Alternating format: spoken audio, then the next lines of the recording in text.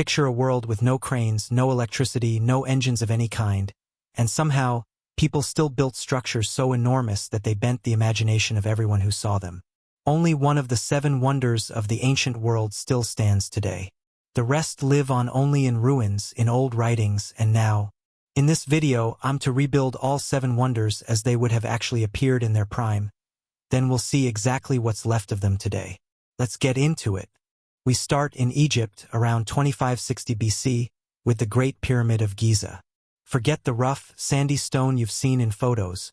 When it was finished, the pyramid was covered edge to edge in smooth white limestone, cut so precisely the seams were nearly invisible. From a distance, under the desert sun, it wouldn't have looked like a pile of blocks at all, more like a single polished mountain of light. At its peak sat a capstone believed to be covered in gold or electrum, catching the sunlight and throwing it for miles across the Nile. This wasn't an isolated monument either. Around its base was an entire working complex: temples, causeways, workshops, priests performing daily rituals. It was less a tomb and more a small city built around the idea of eternity. Next, we travel to Babylon in what's now Iraq around the 6th century BC for the Hanging Gardens. According to ancient writers, King Nebuchadnezzar II built this for his wife, who missed the green hills of her homeland. What made the gardens remarkable wasn't just the plants. It was the engineering underneath them. A hidden system of pumps and channels pulled water up from the Euphrates River and distributed it across multiple elevated terraces, creating cascading waterfalls in the middle of a desert city. Walking through it would have felt like stepping into a different climate entirely. Cool, humid air, the sound of running water, completely separated from the heat just beyond its walls. It's worth noting historians still debate whether the gardens existed exactly as described, or whether the story grew in the retelling over centuries.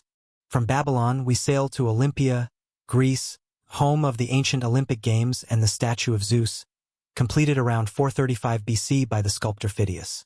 Standing over 12 meters tall inside its temple, the statue showed Zeus seated on an elaborate throne, his skin carved from ivory, his robe and sandals made of solid gold.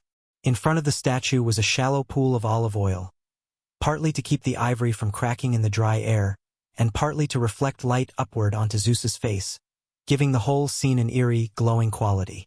Visitors said the statue felt less like a sculpture and more like a presence, something that seemed to be watching you back. We crossed the Aegean Sea to Ephesus in modern-day Turkey for the Temple of Artemis, rebuilt around 550 BC after earlier versions were destroyed. This wasn't just a religious site. It was one of the largest buildings in the ancient world, lined with over 100 marble columns, many carved with detailed relief work and painted in bright colors. The temple also functioned as a bank, a marketplace, and a place of refuge for people seeking protection. It drew merchants, pilgrims, and travelers from across the Mediterranean.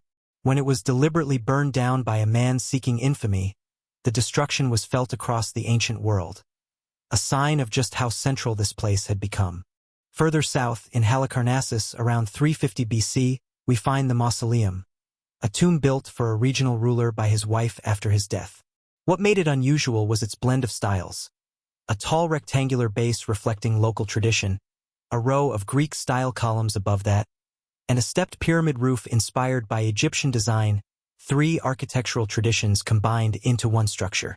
The entire building was covered in sculpture. Lions, battle scenes, larger-than-life statues lining every level, topped with a massive stone chariot. It was so visually striking that its name eventually became the generic word we still use today, mausoleum, for any grand tomb. We continue to the island of Rhodes, around 280 BC, for the Colossus, a giant bronze statue of the sun god Helios, built using metal melted down from abandoned siege equipment after a failed invasion. Standing over 30 meters tall, roughly the height of the Statue of Liberty from feet to torch, it didn't straddle the harbor entrance as popular myth suggests. It most likely stood on a pedestal near the port. Even so, imagine sailing into the harbor at sunrise and seeing a massive bronze figure catching the first light of day. It stood for only a few decades before an earthquake brought it down, one of the shortest-lived wonders on this list. Finally, we end in Alexandria, Egypt, around 280 BC at the Lighthouse, the only wonder built for a genuinely practical purpose. Rising over 100 meters, it was the tallest human-made structure on Earth for centuries. By day, polished mirrors reflected sunlight out to sea. By night, a fire burned at the top, visible to ships from dozens of kilometers away. A spiral ramp inside allowed animals to haul fuel all the way to the summit. For sailors approaching the busiest port in the ancient world, that light was the first sign they'd made it. So what's left today? The Great Pyramid still stands in Giza, the only wonder to survive intact, though its smooth casing and golden cap are long gone. The site of the Hanging Gardens in Iraq today is mostly excavated ruins. With no confirmed physical evidence, the gardens existed exactly as described. The Temple of Zeus collapsed in an earthquake centuries ago. The statue itself was moved to Constantinople and destroyed by fire. At Ephesus, only a single reconstructed column remains standing where the Temple of Artemis once dominated the skyline. The Mausoleum was toppled by an earthquake, and its stones were later reused to build a medieval castle that still stands in Bodrum, Turkey. The Colossus broke at the knees in an earthquake after just a few decades and was eventually melted down for scrap. And the Lighthouse of Alexandria survived the longest of the lost wonders, until earthquakes finally destroyed it in the 14th century. Its remains now sit on the harbor floor, partly reused in the foundations of a fortress that occupies the same spot today. Almost nothing physical remains of 6 of these 7 structures. But the ambition behind them did survive, passed down through writing, through legend, and now through reconstructions like these. If you want to see another lost wonder rebuilt, let me know in the comments which one.